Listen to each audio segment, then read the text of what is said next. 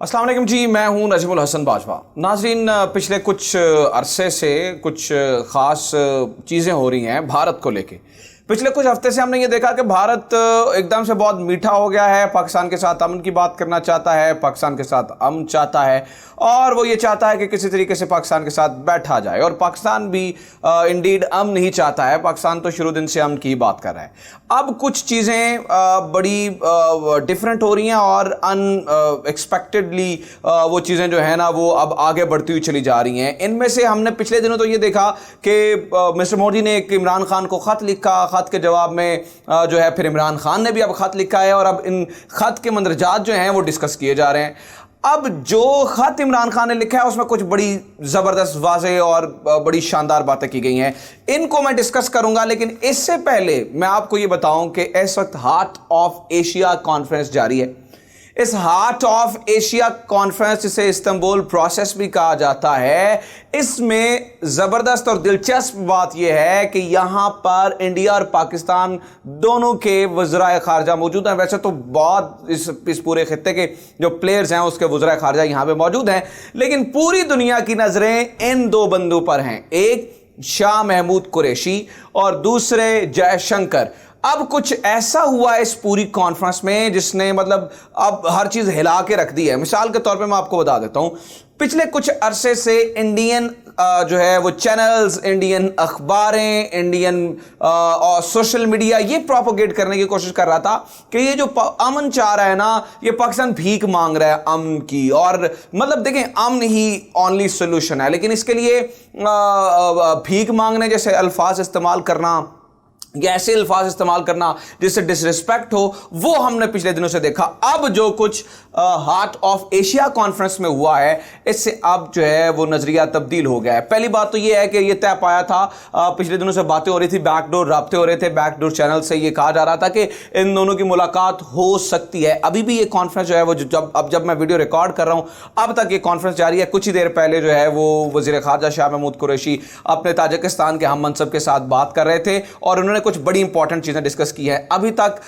वज़ीर ख़ारजा शाह महमूद कुरैशी और जयशंकर के दरमियान मुलाकात नहीं हुई है, लेकिन यहां पर मुलाकात हो सकती है। जैसे कि मैं आपको बता देता हूं, द प्रिंट ने छापा, India Pakistan foreign ministers likely to meet at Heart of Asia conference in Dushanbe. अच्छा, दोशंबे में ये जो कॉन्फ्रेंस हो रही है उसमें कहा कि ये मुलाकात हो सकती है, पाकिस्तानी और इंडियन वज़ीर ख़ारजा यहां पर मिल सकते हैं। अब पूरी दुनिया ये सोच रही थी। कल रात क्या हुआ, यानी कि अगर हम इस पूरे इवेंट को डिस्कस करें, हुआ क्या, सारे वज़ीर ख़ारजा एक ग्रुप फोटो के लिए यहाँ पर खड़े हुए थे। अब ये दोनों वज़ीर जो है वो एक दूसरे के बिल्कुल करीब आए। अब सारे एक दूसरे के साथ बातचीत कर रहे थे, सारे एक दूसरे के साथ इंटरैक्ट कर रहे थे। इन्होंने इंटरैक्ट नहीं किया है। मतलब ये जो जयशंकर है वो करीब से गुजर गए और शाह महमूद कुरैशी ने उन्हें इग्नोर कर दिया। इससे ये तासुर मिलता कि इन दोनों के दरमियान मुलाकात नहीं होने जा रही है। मतलब जो कहा जा रहा था कि शायद इन दोनों के दरमियान मुलाकात हो सकती है, लेकिन अब इन दोनों के दरमियान मुलाकात नहीं हो सकती है। जो मैं सरप्राइजिंग चीज़ की बात कर रहा हूँ, मतलब जिससे ये वाज़े होता है कि पाकिस्तान को यकीनी तौर पे इस पूरे मामले में कामयाबी मिल रही है और ये जो इंडिया है ये प्रेशराइज्ड हुआ है, उसके पीछे बेशुमार वजूहात हैं कि वो इंडिया प्रेशराइज्ड क्यों हुआ है। लेकिन इस पूरी कॉन्फ्रेंस को आप देखें तो हर कॉन्फ्रेंस में एक चीज़ ये होती है और मैं अप्रिशिएट भी करता हूँ इस चीज़ को, हर कॉन्फ्रेंस के जो अब हुआ है। लेकिन इससे पहले क्या होता था, हर कॉन्फ्रेंस में मिस्टर जयशंकर पाकिस्तान के खिलाफ बात जरूर करते थे, पाकिस्तान के खिलाफ जहर जरूर उगलते थे।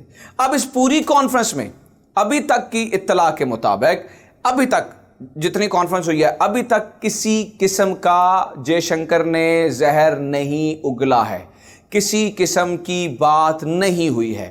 पहला मौका है इस तरह का जब जयशंकर पाकिस्तान के मामले पे चुप है, पाकिस्तान की बात पे उनकी बोलती बंद है, उनके मुंह पे टेप लगी है, and that is a good thing. जो भी है इसके पीछे कोई भी चीज है, लेकिन वो ये चाह रहे हैं कि पाकिस्तान के साथ बात ना बिगाड़ी जाए। अंदर खाते आपको पता है कि गेम जो है वो चल रहा है, किसी ना किसी तरीके से बातचीत हो जाए। दूसरी तरफ क्या हो रहा है, इस पूरे इवेंट को देखते हुए अब ये होना चाहिए था कि अगर वो बंद है तो जो शाह महमूद कुरैशी है वो कश्मीर पे ना बोलें। मतलब आपको पिछले दिनों से आप कैंपेन देख रहे हैं ना कि इमरान खान ने कश्मीर पे सौदा कर लिया है, कश्मीर पे जो है वो उन्होंने डील कर लिया है, इसलिए वो मोदी के सामने जो है मोदी से डील करने जा रहे हैं, मोदी से बात कर रहे हैं, अब उसी मोदी के साथ दोस्तियां हो रही हैं, उसी मोदी को जवाब दे रहे हैं। इसका जोरदार जवाब दोशंबे में हमने ये देखा। दो बड़ी स्टेटमेंट्स आई हैं अभी तक कश्मीर को लेकर और जिसे दिया है शाह महमूद कुरैशी ने। एक, ईरानी वजीर खारजा के साथ मुलाकात हुई शाह महमूद कुरैशी की। अब इंडिया चुप है, ठीक है, और ये अच्छी बात है। इसका मतलब ये था हुआ जो भी अंदर खाने डील चल रही है उसके ऊपर कश्मीर को डिस्कस करने की शर्त नहीं लगाई गई और कश्मीर को अंडर डिस्कशन लेके आ जाएगा और कश्मीर पे बात हो सकती है। इस पे इस तरफ भी जो है वो पॉइंट जाता हुआ नजर आ रहा है। ये जंग की खबर है जिसमें ईरानी वजीर खारजा ने जवाद ज़रीफ ने मुलाकात की शाह महमूद कुरैशी से, और इसमें मैं खबर आपको कोट अनकोट बता रहा हूं। मसला कश्मीर पर पाकिस्तानी मौक़िफ़ की हमायत पर पाकिस्तान का ईरान से इजहार तशक्कुर, यानी कि कश्मीर का मामला चल रहा है। आप देखें दोशंबे में भी जो शाह महमूद कुरैशी है वो लॉबिंग कर रहे हैं और वो ये चाह रहे हैं कि कश्मीर का, यानी कि इसका मतलब कश्मीर पे डील नहीं हुई है, ये बात आप तय करें। मतलब अंदर खाने दोस्ती का मामला चल रहा है। इंडिया के खिलाफ पाकिस्तान ने कोई स्टेटमेंट नहीं दी है, पाकिस्तान के खिलाफ भी इंडिया ने कोई स्टेटमेंट नहीं दिया, which is a good thing. हमें अमन को सपोर्ट करना चाहिए, लेकिन कश्मीर पे सौदा नहीं हुआ, कश्मीर पे बात हुई है। इसी तरह से तुर्क वजीर खारजा से शाह महमूद कुरैशी मिले और तुर्क वजीर खारजा के बाद भी उन्होंने इसी तरह की स्टेटमेंट दी। अब आ जाते हैं इस बात पर, और फिर एक मैं एडिशनल चीज आपको बता दूं। आप ये देखें कि इमरान खान का भी जब जवाबी खत गया है तो इमरान खान ने भी इस लाइन लिखी है कि भाई कश्मीर पे बात करना जरूरी है। सो अब इन बातों को चुप हो जाना चाहिए कि जो मौजूदा गवर्नमेंट है वो कश्मीर पे कोई डील कर रही है, ऐसा बिल्कुल कोई मामला नहीं है। और इनकी जयशंकर का वहां पे चुप हो जाना, ना बोलना, जबकि शाह महमूद कुरैशी का खुल के कश्मीर पे बात करना, हमें इस चीज को सपोर्ट करना चाहिए और अमन को भी सपोर्ट करना चाहिए। अब एक स्टेप आगे बढ़ते हैं। इन सब के पीछे क्या है? इन सब के पीछे यूएई है।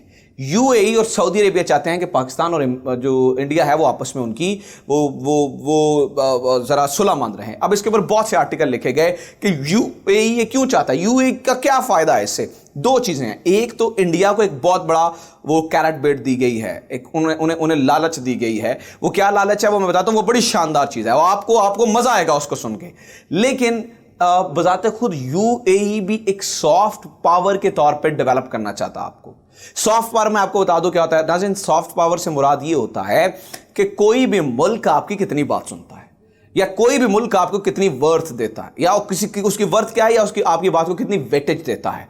किसी भी मुल्क पे उस मुल्क की सॉफ्ट पावर से मुराद ये होगा कि उस मुल्क का असर कितना है। जैसे कि अमेरिका की बहुत ज्यादा सॉफ्ट पावर है, अमेरिका जो चाहता है वो होता है। अब ये सिर्फ जोर के दम पे नहीं होता, वैसे भी जैसे कि मिसाल के तौर पर बहुत सारी चीजें हैं जिसकी वजह से उसकी सॉफ्ट पावर है। तो अब चूंकि इन्होंने पिछले दिनों एथियोपिया का मामला हल कराया है, यूएई ने, तो ये चाहते हैं कि ये जरा मामला सॉर्ट आउट हो जाए। अब सवाल ये पड़ता है कि भाई इंडिया को क्या फायदा होगा। इस पर मैंने एक पूरी फुल फ्लैज वीडियो किया, लेकिन मैं आपको तज़किरा कर देता हूं कि भाई इंडिया को क्या फायदा होगा। ठीक है, अगर यहां पर जो है वो हल हो जाता है मामला, तो इंडिया को क्या आप दे सकते हैं लालच के, भाई आपको ये चीज मिलेगी, इसके मुकाबले में आप जो है वो यहां पे अमन कर ले, और वो है सेंट्रल एशियन स्टेट्स तक डायरेक्ट रूट।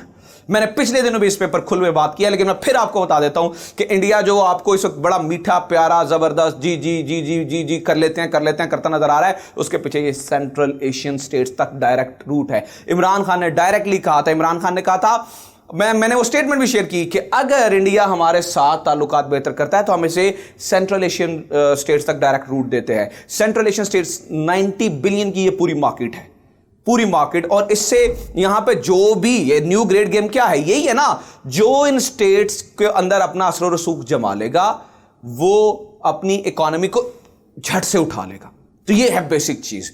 अब अगर आप इस नक्शे को देखें तो दरमियान में अफगानिस्तान पड़ता है और इस पूरे इलाके का गेटवे एक ही है, पाकिस्तान। भारत अगर सेंट्रल एशियन स्टेट्स तक अपनी प्रोडक्ट्स लेके जाना पड़ता है तो उसे पाकिस्तान को चाहिए, वो पाकिस्तान की जरूरत है उसे, अदरवाइज उसे समंदर से पहले जाना पड़ेगा इधर ईरान से फिर आगे ऊपर जाना पड़ेगा और ये रूट बहुत लंबा है और कॉस्टली है और इससे उल्टा नुकसान होगा। यहां पे अगर इंडिया यहां से चाहे तो इंडिया डायरेक्ट पाकिस्तान आए, पाकिस्तान यहां से अगर अफगानिस्तान के साथ मामला हल हो जाता है तो सीधा सीधा इसे सेंट्रल एशियन स्टेट्स तक लेकर जा सकता है। लेकिन अगर अफगानिस्तान के साथ मामला हल नहीं भी होता तो हम एक नया रूट डिसाइड कर रहे हैं, दैट इज जो एग्जैक्टली पाकिस्तान के गिलगित बल्तिस्तान से यिनजियांग से ऊपर फिर जो है वो ताजिकिस्तान चला जाएगा और ताजिकिस्तान ये किर्गिस्तान चला जाएगा, किर्गिस्तान से कजाकिस्तान और जो अभी ताजिकिस्तान में ये जो हार्ट ऑफ एशिया, आप कहेंगे कि मैंने इन दोनों को गड़बड़ कर रहा हूं, नहीं, हार्ट ऑफ एशिया कॉन्फ्रेंस जो भी हो रही है इसमें शाह महमूद कुरैशी ने ताजिक